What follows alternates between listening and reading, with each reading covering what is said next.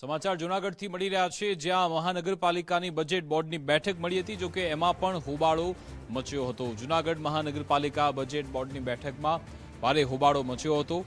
મેયરની ગેરહાજરીએ વિપક્ષે અનેક સવાલ ઉભા કર્યા। શાસકોએ વેરો વધારો કરતા વિપક્ષે હોબાળો કર્યો હતો। વેરો વધારી શાસકોએ પાટલી પણ થપથપાવી હતી। ગત બજેટના મોટા ભાગના કામ અધૂરા રહ્યા છે। મહાઆરતી અને મહા શૌચાલયના વાયદા પૂરા ન થયાનો પણ આરોપ છે।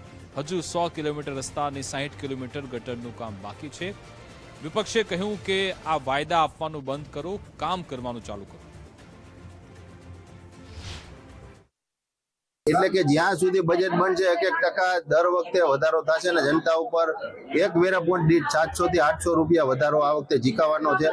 અને બીજું આપણે જોઈએ કે 6 કરોડ રૂપિયા ઉપરનો ગટર કનેક્શન થી માંડી જે નામ ટ્રાન્સફર ફી છે, આવી અનેકો જે વેરાઓ છે જનતાના ખીચા કકેરવાનું કામ કર્યું છે। ત્યારે આપણે જોઈએ કે ગત બજેટ પણ 1500 કરોડનું હતું, ત્યારે એમાંથી માત્ર 300 કરોડની આવક થઈ હતી।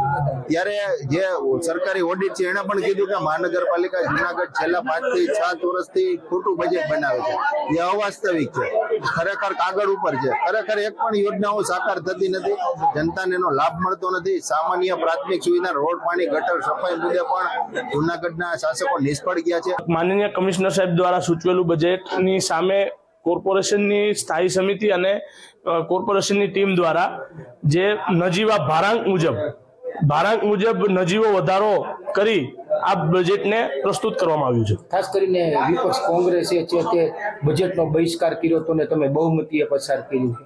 વિપક્ષનો આક્ષેપ હોય છે, તે આક્ષેપ એમની પ્રાયોરિટી એને આક્ષેપ કરવાની હોય છે, પણ શાસક પક્ષના દ્વારા જે બોડી દ્વારા આ બજેટને બહુમતીથી રજૂ કરવામાં આવેલ છે।